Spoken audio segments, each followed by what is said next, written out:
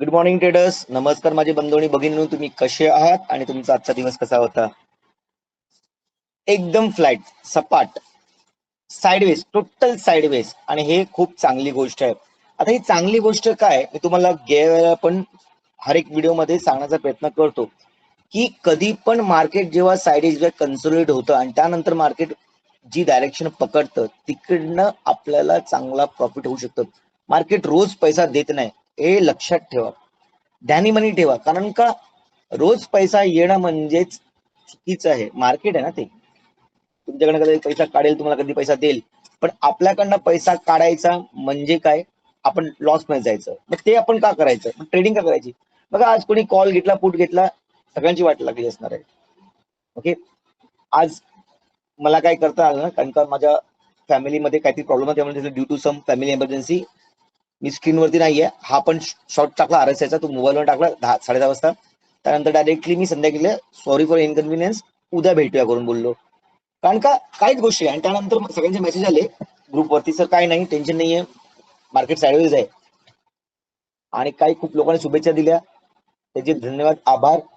आणि काही काही लोकांचे मेसेज आहेत, फॅमिली फर्स्ट. तर मी हर वेळेला सांगतो की पैसा आपल्या जागेवरती बरोबर आहे आणि हर एक गोष्टीसाठी पैसा लागतोच, पण त्या पैशापेक्षा नाती आणि संबंध खूप मोठे असतात. फॅमिली फर्स्ट म्हणजे काय, कुठल्याही गोष्टीला पैशानी तोडलं जात नाही. आपले नाते, आपले संबंध, नवरा बायकोचे किंवा आई बाबांचे असू दे, भाऊ बहिणीचे असू दे, मुलांचे असू दे, फॅमिली फर्स्ट आहे. त्यामुळे फॅमिली फर्स्ट हा विषय, माणसाने, माझ्या एका फॅमिली मेंबर्सने मला मेसेज केलाय फॅमिली फर्स्ट. कारण का माझे शब्द आहेत ते फॅमिली फर्स्ट, त्यानंतर पैसा सगळ्या गोष्टीत येईल. पैसा आज कमवू शकतो, फॅमिलीला आपण कधीच कमवू शकत नाही, म्हणून तो वेळ महत्वाची असते. मी हर वेळेला सगळ्यांना विनंती करतो की फॅमिलीला इम्पॉर्टन्स द्या. तुम्ही जगताय, करताय, मरताय, काम करताय, त्रास घेताय, कोणाच्या बॉसच्या शिव्या खाताय, कशासाठी? फॅमिलीसाठी ना. मग ही फॅमिली जर नसेल, तुम्हाला हा पैसा काय कामाचा? म्हणून पहिलं फॅमिलीला इम्पॉर्टन्स द्या, त्यानंतर पैसा आपोआप येईल. आज नाही उद्या पैसा येईल. ठीक आहे, तर त्याला येऊया उद्या काय करणार आहे मार्केट एक्झॅक्टली, आणि समजून घेऊया. तुम्हाला काल पण बोललेलो की मला इथे एक रेड कॅन्डलची अपेक्षा आहे. ओके, फ्लॅट ओपनिंग नंतर एक हलकीची रेड कॅन्डल बनली आहे किंवा डोजी कॅन्डल बनली आहे किंवा हॅमर कॅन्डल बनली, तो विषय नाहीये, पण रेड कॅन्डल आहे म्हणजे मार्केट अजूनही त्या लेवलला आहेच. मार्केट वर गेलं नाहीये, कारण मार्केटची लेवल बघा वरती इथे आहे, इथे पण एक आहे, सगळ्या लेवल आपण लावून ठेवल्यात. मार्केट बघा ना, आपल्या लेवलला ओपन देऊन तिकडनंच क्लोजिंग दिली आहे आणि त्याच झोन मध्ये आहे. त्यामुळे जराही इच्छा नाही मार्केटकडे बघायची. पण हा, उद्या आपली एक्सपायरी आहे, निफ्टीची एक्सपायरी आहे. ठीक आहे, त्यामुळे उद्या काही ना काहीतरी घडण्याचे संकेत येत आहेत. उद्या चांगला दिवस होऊ शकतो, ते प्रॉफिटेबल डेज होऊ शकतात. ठीक आहे, काल तुम्ही बघितलं असाल ना, तर मार्केटची पीसीआर रेशो 1च्या वरती होता. आज जर तुम्ही बघितलं तर पीसीआर रेशो तो खाली आलेला आहे, लगभग 85, 80, 88, 90 पर्यंत आलेला आहे. ओके, ह्याचा अर्थ काय होतोय, मार्केट बेरिश मूड मध्ये आहे. तर दुसरी गोष्ट, जर 5 मिनिटाच्या चार्ट वरती आपण बघू ना, तर मी काल तुम्हाला सांगितलं होता, जसं मला आरएसआय दिसतोय तसं आज पण मला आरएसआय दिसला, हा वाला. पण मार्केटने तो मुवमेंट दिला नाही. मार्केटने ही गॅप भरणं जरुरी होतं, मार्केटने गॅप भरली नाहीये. ठीक आहे, हरकत नाही. आता मार्केटचा झोन काय झाला बघा, मार्केटचा झोन क्लिअर कट तुम्हाला दिसेल. 15 मिनिटात आपण येऊन बघूया. मार्केटचा एक झोन बनलाय. ठीक आहे, लगभग हा 900चा खाली आणि वरती जो आहे तो लगभग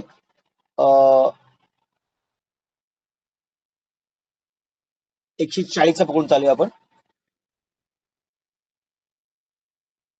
या झोन मध्ये मार्केट राहण्याचा प्रयत्न करतंय. ठीक आहे, 16, 17, 19 आणि आजचा दिवस 22, म्हणजे मार्केट 4 दिवस झाले झोन मध्ये. ओके, आणि जेव्हा पण मार्केट इकडनं या इकडनं सुटेल ना, तेव्हा मार्केटमध्ये चांगलं प्रॉफिट बुकिंग येईल. ओके, बहुतांश मार्केटचा हा जो गॅप आहे ना, मार्केट हा भरायचा प्रयत्न नक्कीच करेल. म्हणून मी ही लेवल जराशी इम्पॉर्टंट मानतोय. 640 पर्यंत मार्केट यावं अशी अपेक्षा आहे. आणि ही अपेक्षा काय, टेक्निकल वरती पण ते मला योग्य वाटतंय. आता मला वाटतं मी चुकीचा या बरोबर असू शकतो, पण समजवण्याची गोष्ट, या समजण्याची गोष्ट अशी आहे की जर आपण डेली चार्ट वरती येऊ, डेली चार्ट वरती बघा, एक रेड कॅन्डलची अपेक्षा होती, इन्व्हर्टेड हॅमर झालेला आहे आणि इनवर्ड हॅमर, हा बघा हा हॅमर बनलं तर मी काय बोललो तुम्हाला की टॉपला बनलाय तर हा काय एवढा कामाचा नाहीये. आपण सेशन्स मध्ये आम्ही शिकतो की कुठली कॅन्डल कुठल्या पद्धतीने जेव्हा बनते ती कुठल्या लेवलला बनते, हा आपण डीप अभ्यास एकदम खालच्या पातळीला जाऊन अभ्यास करतो, एकदम संक्षिप्त मध्ये अभ्यास करतो. त्यामुळे मार्केटचे रेंज आपल्याला कळून येतात. ठीक आहे. त्यानंतर जर इथे बघितलात ना तर ह्या लेवलला डिसिजन करून मार्केटने इन्व्हर्ट हॅमर म्हणजे मार्केटला आता खाली येण्याची ताकद दाखवत आहे, म्हणजे त्याला प्रेशर देत आहेत. ठीक आहे. पीसी रेशो पण 80च्या घरात येऊन बसलेला आहे. त्यामुळे एक फॉल येणं जरुरी आहे आणि तो फॉल लगभग पहिला टप्पा डेली वरती 900चा, त्यानंतर एक आहे 640चा. हा टप्पा मार्केट पार केलाय. आता हा टप्पा पण मार्केटने का पार केला पाहिजे हे तर तुम्हाला जरा विश्लेषण सांगतो, टेक्निकल वरती सांगतो मी. लेवल लावून ठेवा 900 आणि 640. हे मी का सांगतोय ते. ठीक आहे. आणि वरची लेवल जी आहे ती लगभग आपली 180ची आहे, 24,180. ठीक आहे. आता का बोलतोय आरसे काढून टाकूया. बघा इथे आहेत ना, तुम्हाला मी एक गोष्ट सांगतो बघा. 1, 2 आणि 3 हा आकृती, ही आकृती किंवा हा पॅटर्न, ह्याला आपण काय बोलतो, याच्यातून ट्रेडिंग कशी केली जाते हे माझ्या सेशन्स मध्ये फॅमिली मेंबर्सला माझ्या सगळ्या मुलांना माहिती आहे की हा पॅटर्न कसा निर्माण होतो. म्हणजे मी प्रेडिक्शन करतो 4-5 दिवस ह्या हप्त्यामध्ये मार्केटने असं केलं पाहिजे, खाली आलं पाहिजे, इकडे राहिलं. ह्याला आपण हेड अँड शोल्डर पॅटर्न करतो. म्हणजे हे 2 शोल्डर्स आहेत आणि हा हेड आहे. त्यामुळे हा नक्कीच ह्या लेवलला येऊन काय ना काहीतरी काम करेल अशी अपेक्षा करतोय. म्हणून माझा व्ह्यू हेड अँड शोल्डरचा असा बनतोय, क्लिअर कट. तेव्हाच इथे एक अपलिफ्टमेंट किंवा अपवर्ड डायरेक्शन मध्ये येईल. त्यासाठी मार्केटला इथपर्यंत यावं लागेल. माझी अपेक्षा आहे की उद्या इथे पण नीट आहे का, उद्या इथे पण एक रेड कॅन्डल बनली पाहिजे. ओके. बहुतांश हा शोल्डर इकडचा बनण्यापेक्षा इकडे जर बनला तरी हरकत नाही. ह्याचा ब्रेकआउट जर झाला वरच्या साईडला तर मग समजेन की मार्केटनी प्राइझेशन केलेली आहे आणि हा हेड अँड शोल्डर फेल झालेला आहे. पण जर मार्केटने उद्या रेड कॅन्डल बनली तर मी कन्फर्म आहे की मार्केट इथपर्यंत येऊनच वरती जाईल. ही शाश्वती आहे. हे टेक्निकलचा विषय आहे. मी आज दिनांक 22 सोमवारी सांगतोय. ह्या गोष्टी होण्यासाठी लगभग पुढचा हप्ता पण होईल, कारण का आपण डेली चार्ट बघतोय. एक एक कॅन्डल अशी छोटी छोटी बनेल आणि नंतर वरती मार्केट जाईल. ठीक आहे. त्यामुळे मार्केटची उद्याची दिशा बहुतांश बेरिश, मी बहुतेक चुकीचा असू शकतो किंवा बरोबरही असू शकतो, पण माझ्या बोलण्यावरती तुम्ही कोणी ट्रेडिंग करू नका कृपया करून. पूर्ण जबाबदारी, पूर्ण रिस्क तुमची असेल, कारण का मी सेबी रजिस्टर्ड ट्रेडर नाहीये. डिस्क्लेमर देणं आवश्यक आहे. ठीक आहे. तुम्हाला मुद्दा कळला का, लेवल्स कळल्या का, ते ह्या लेवल्स आहेत आणि ह्या लेवल्स प्रमाणेच मार्केट चालतं. मी हर वेळेला सांगतो की बघा इथे रेड कॅन्डल बनली, इथे ग्रीन कॅन्डल बनली. हा एक विश्लेषणचा भाग आहे.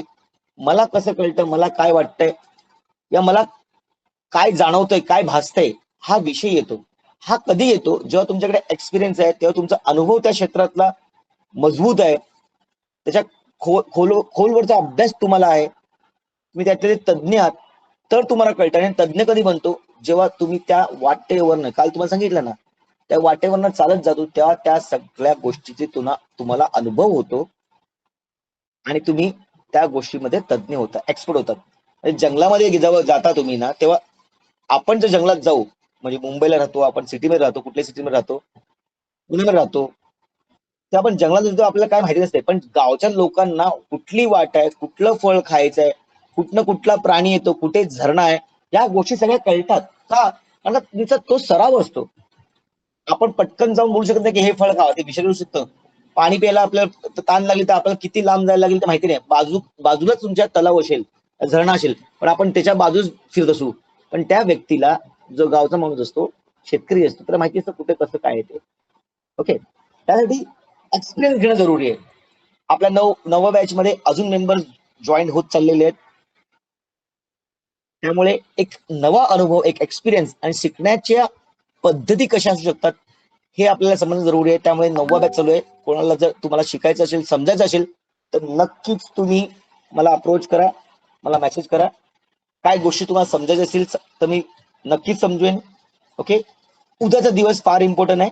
जसं मी सांगितलं तसं की या गोष्टीवरती आपल्याला आता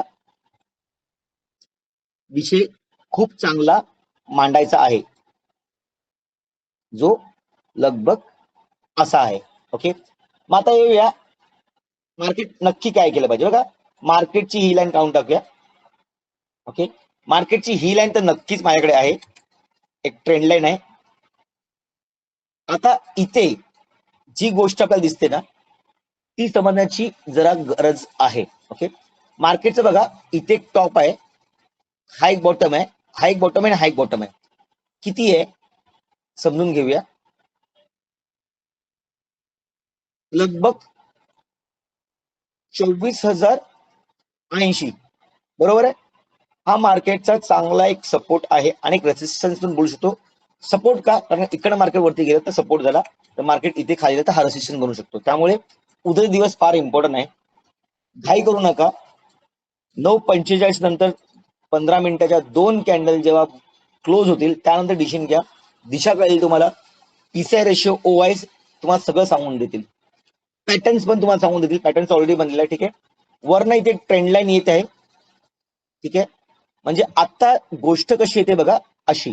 मार्केट उद्या जर फ्लॅट ओपन झालं, समजा फ्लॅट ओपन झालं तर देशी दिशे इकडनं अशी साईडवेज राहू शकते किंवा इकडनं मार्केट परत ह्या लेवलला टच करायला मार्केट येऊ शकतं. कधी येईल, जेव्हा इकडे एक रिटेस्टिंग होईल तेव्हा. रेड कॅन्डलची 15 मिनिटाची क्लोजिंगच्या नंतरच मी इथे खालच्या साईडला खेळायचा प्रयत्न करेन. ओके. मी कोणालाही टिप देत नाहीये, मी फक्त माझे अंदाज, माझा अनुकरण, माझा जो अभ्यास आहे, एक्सपिरियन्स आहे, तोच तुम्हाला शेअर करतोय. नाहीतर मी इकडनं वरती जेव्हा मार्केट जाईल तेव्हा एक टार्गेट घ्यायचा प्रयत्न करेन. मार्केट उद्या बहुतांश व्हॉलटाईल राहण्याचा प्रयत्न करेल. एक्सपायरी आहे, प्रेशर जास्त असणार आहे, शेवटची आहे, त्यामुळे प्रेशर खूप जास्त असणार आहे. त्यामुळे सांभाळून काम करा. वरच्या लेवल्स वरती जर तुम्हाला बघायचं असेल तर लगभग तीच लेवल पुन्हा पुन्हा आपल्या समोर येते. 24,140च्या वरती रिटेस्टिंग झाल्याच्या नंतर किंवा 24,080च्या खाली एक रिटेस्टिंग झाल्याच्या नंतर गॅप छोटी आहे, त्यामुळे टार्गेट्स पण लवकर भेटतील.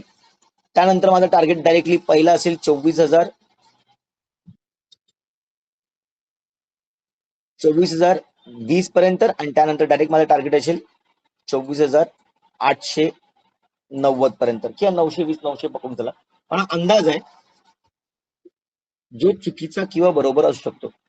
बघा, मार्केटच्या लेवल्स तुम्हाला लावून दिलेल्या आहेत. आपण एक गोष्ट तर इथे करूया, इकडनं एक लाईन टाकूया जिथे आपल्याला ग्रीन झोन आहे, ह्याच्यावरती बाईंग आणि ह्याच्यावरती सेलिंग असा विषय मांडू शकतो आपण.